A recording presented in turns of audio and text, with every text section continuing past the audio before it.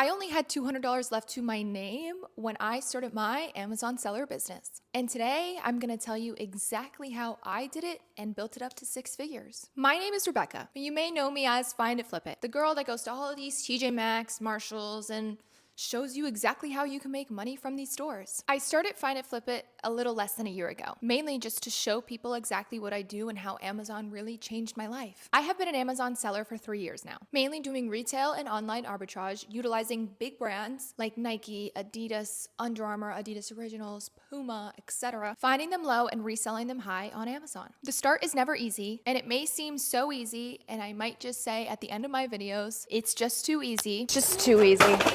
But the reality of it was, when I first started and for about a year, it was pretty tough and confusing and complicated and discouraging. And when I first started with only $200, I felt like the black sheep, because you see all these people posting on Twitter about their Amex card being like $500,000 and blah, blah, blah. And I was like, I don't even know what $500,000 looks like. And it doesn't really seem like anybody ever talks about what it's like to start your Amazon seller journey with very, very, very little funds. But you'd be surprised how many people I connect with and speak to and help that say the same thing. And they're like, Rebecca, how do people do this? I don't have enough money. I can't afford to do this, but I really want to do this. Well, I'm the poster child for learning how to do Amazon and how to sell on Amazon with very little funds. So let's get into it. I started selling on Amazon for many reasons, but the very dominant reason was the fact that I have a health condition.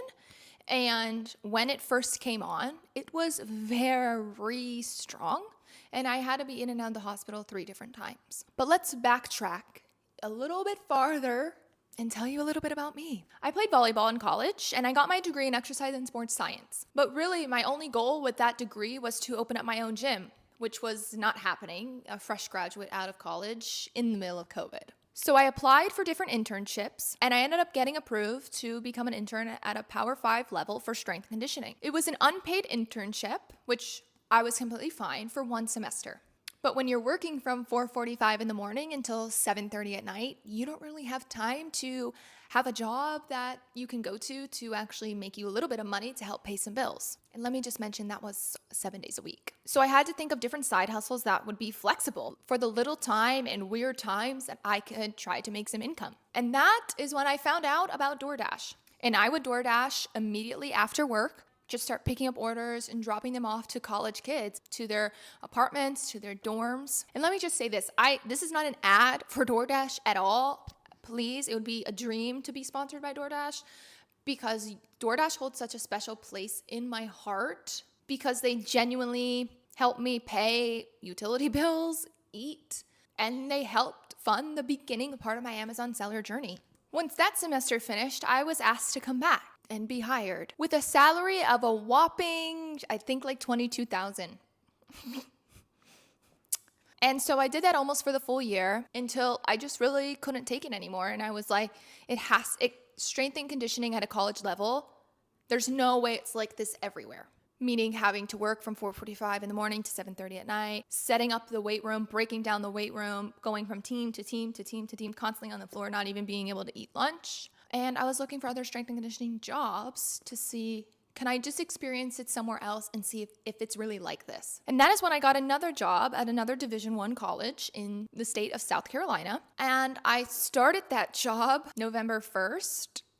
And on November 2nd, the night of November 1st to November 2nd, I woke up and I was throwing up. And I was like, okay, like maybe I ate something weird. Maybe I'm super anxious from the move and starting a new job and blah, blah, blah. But that never stopped. That continued from November to the beginning of February of just consistently throwing up and not being able to hold in food. So I'd fly back and forth because my sister is a nurse, and to the ER, because every time they would take my blood levels would be super elevated, so they would have to admit me. But no one can ever figure out what it was. I was in the hospital all of Thanksgiving for 4 days. I go back, still not feeling well. They didn't really give me a diagnosis. Like, I keep throwing up, anxious, my hair is falling out, I can't even lift. Just a whole bunch of different symptoms that I'd never felt before. I was in the hospital from December 18th to the 22nd, and they finally figured out what it was through blood work, which I now have an autoimmune disease. It's a thyroid condition, which, if you don't know, your thyroid literally controls your whole body.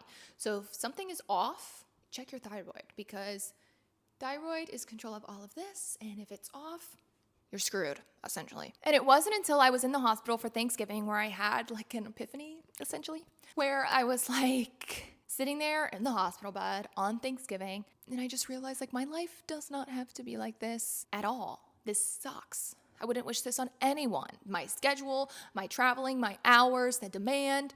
I wouldn't wish the pay. I wouldn't wish it on anyone. And at that time, I had a few friends that were resellers, and they were like, "Rebecca, you should get into Amazon."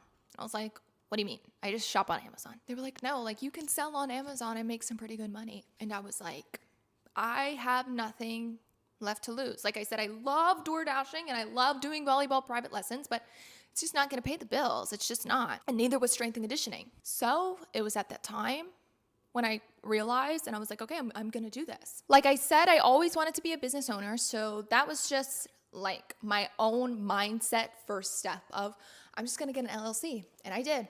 And that's where my $200 went. And after that, I had nothing. So I was like, okay, I'm just going to wait for the LLC to come in, because then I could apply for a business credit card. I have very good credit. So I was like, yeah, I'll get the business credit card.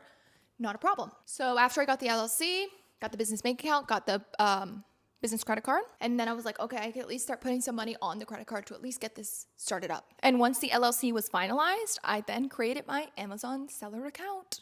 I then applied for my Amazon seller account, and I started with the professional account at $39.99 a month. They do have an option for individual, which is like $1 per listing. I don't acknowledge it. I don't recommend it. I don't talk about it because I think it's BS, because you don't get any of the same features, like you can't call Amazon seller support. You can't really get ungated. Like it's miserable. Now, 3 years ago, it was a lot easier to get auto ungated for brands.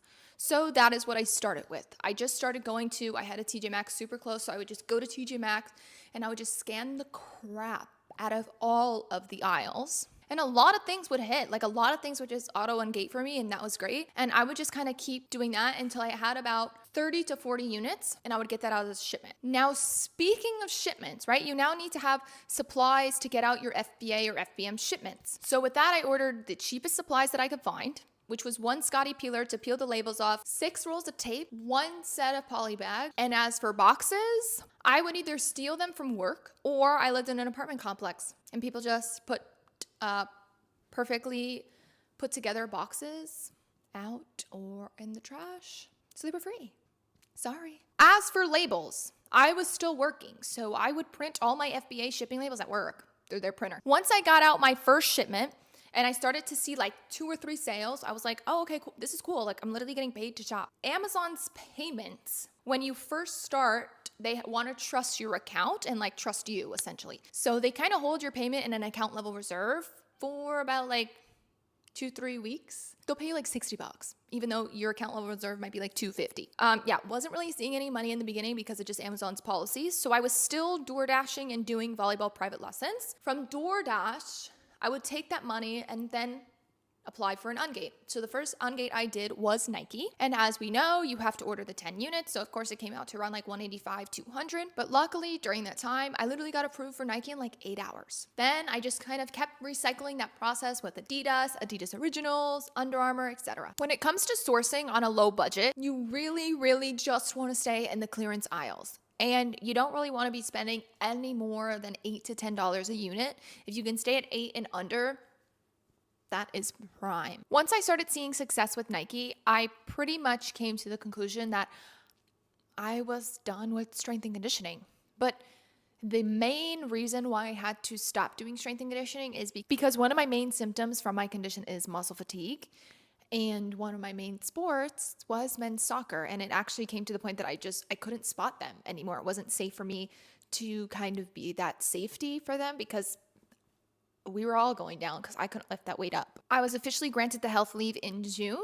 I moved out of South Carolina in July, back to South Florida, and I committed to doing Amazon FBA. And here we are today, 3 years later. Now, let's say your path isn't quite like mine, which I hope It's not, and I would never wish that on anyone. But let's just say that you are tight on capital. Definitely print your labels at work. If you can't, buy a cheaper label printer, and UPS actually gives you free 4x6 shipping labels. If you don't feel like dumpster diving for boxes like I did, USPS actually ships you free priority boxes right to your doorstep.